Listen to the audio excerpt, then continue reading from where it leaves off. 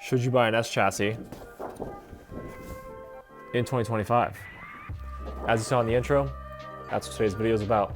Now, the question, should you buy an S chassis in 2025? The answer, quite simple, yes and no. I don't think it's that simple, so let's get right into it.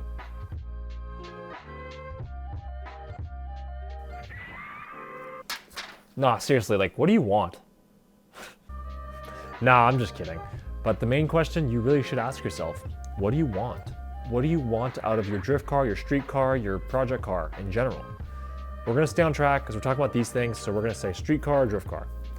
I'm gonna more focus on the drift car side because that's what this is, and generally most S chassis are, if we're being completely honest. But S chassis these days, if you just wanna go out, drive, drift, get as much seat time as possible for the best bang for buck, gonna be honest, this is probably not your car. If you want to do that, S chassis in 2025, I don't think is the car for you. Now, unless you have some disposable income and also you're chasing something different, a feeling, you're chasing some sort of nostalgia, you're chasing some sort of want to drive this chassis. Now that I can really understand because that's where I come from. I grew up watching S chassis and watching these cars drift in Japan and all the option videos, and I think that is what the essence of drifting is these cars back in Japan, and I wanted a piece of that, and it comes at a cost. Now let's talk about those costs.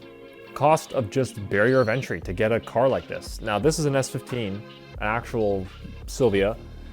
It's gonna be even more. Now if you're in America or North America like I am, stateside we got 240SXs, which are still relatively affordable. But the affordable ones are going to be pretty junk. If we're being completely honest, most of the 240SXs these days are pretty crap. And even this one, if you've been watching my videos, this thing was a cheap S15 and it is showing with the rust repair I've had to do. It's not just the chassis either. If you want a good SR20 setup these days, you're going to be paying a pretty penny for it. You can't just go to the depot and get yourself a $2,000 fully dressed up, ready to roll SR20 anymore. If you're getting a $2,000 SR in 2025, it is going to be blown up and is going to need lots and lots of money.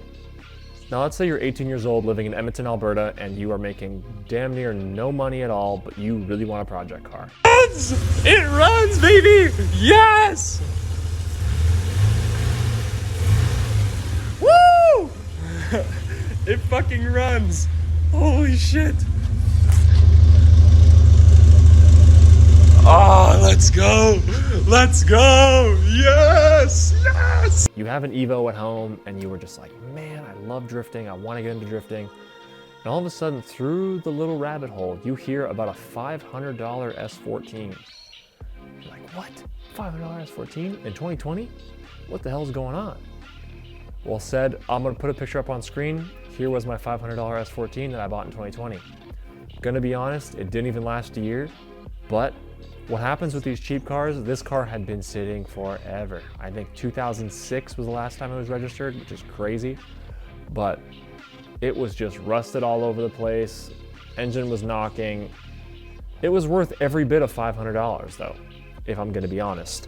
But the sad reality is there's nobody really, unless you find a crazy deal like I did, there's nobody really selling an S chassis for that much unless you're getting a stripped out shell with holes in the floor that has nothing. Absolutely nothing. You're gonna get an S13 that's rusty and crappy for $500. Now let's get away from the money side. Even if, say, like I said, you find the best deal S chassis, you find a sweet deal, oh heck yeah, I got an SR with it, or got a bunch of good parts, whatever. Let's say you got a $5,000 S13 hatch.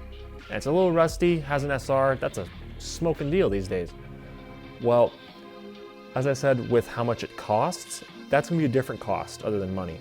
If you gotta fix rust, now yes, it can be expensive, but the main thing is it's just gonna take a lot of time.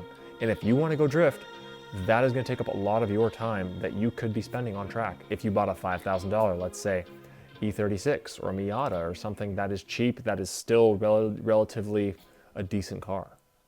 All right, now that we've talked about what do you want, and I underlined you so many times because that is the most important part. You'll hear so many opinions on the internet and so many things of what people say. Now, I love S chassis and I think I will continue to buy S chassis. But if you love E36s, E36s, or Miatas or whatever, who cares what I have to say? I think S chassis is the best, but it's because I'm biased and I love these cars. If you love the car you are building, that's fantastic. And if it's a better chassis or worse or whatever, who really cares at the end of the day? If you are building the car for you, that's really all that matters. Now input the comments of someone saying, oh, E36, E46 is the best chassis because look at Formula Drift. 95% of everybody watching this or part of drifting right now is never even gonna touch anywhere near Formula Drift. So who gives a shit if your BMW or your S chassis or your this or your that is the best chassis for drifting professionally? Stop drifting in your parking lot and thinking you're gonna make it to Formula Drift. Now shut up.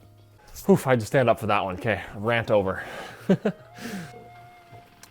Well, now that I've seemed to talk about every single thing and every single reason why not to buy an S chassis, I'm gonna talk about why I bought an S chassis. I bought an S chassis because it was filling a hole for me that I desperately needed to fill. Hey, yo, what the fuck? I beg your pardon? I beg your pardon? Let me rephrase that. Goddamn. It filled a void. It filled something that it checked a box. There we go. That's how you want to say that.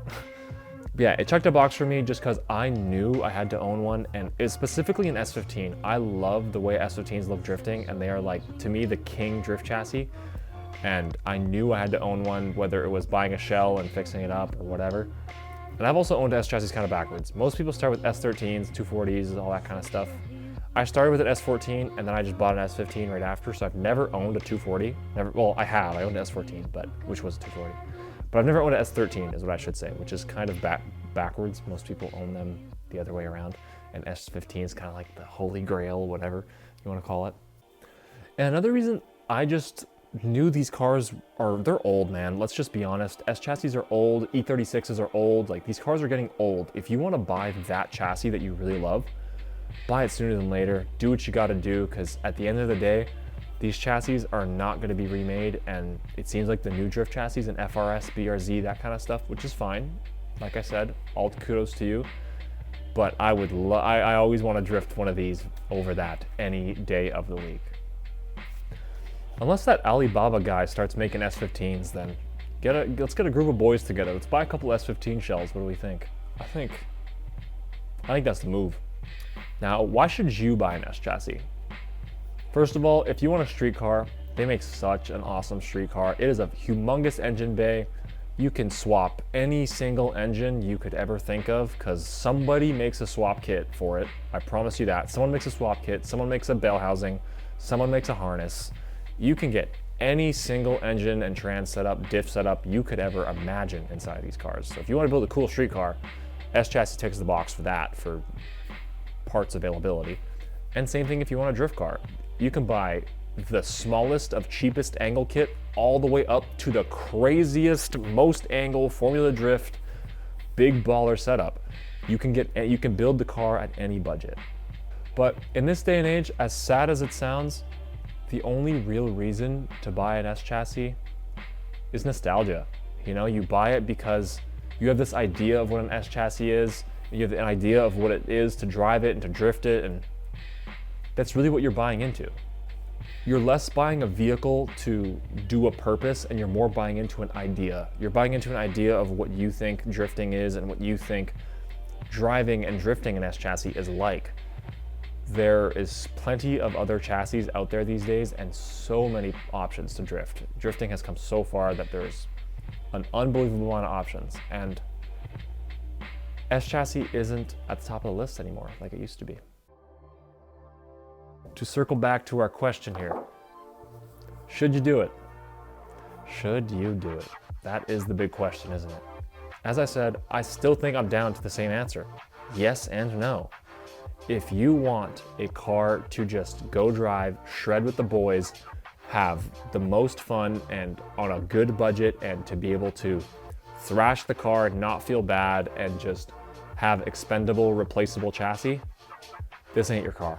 This is just not the chassis that you are going to own unless you are just made of money and you know a guy. Because if you know that guy, send him my way. I want to buy 100 shells of these if possible, because I want to drift S15s forever. But if you want to drift something that is honestly, to this day and age, as weird as it sounds, because S chassis used to be the most common thing ever, you don't see them as much. You don't see them as much in Pro, you don't see them as much in Pro-Am, at least where I am. There's only very few S chassis on grid these days. It's all BMWs. And for good reason. They get their flowers. They're a good car. But I think for me, it's the history, like I said, and it's just the love for the Japanese style and just building a car a certain way, that it drives a certain way. You really can achieve just a certain driving style that you can't achieve with other cars.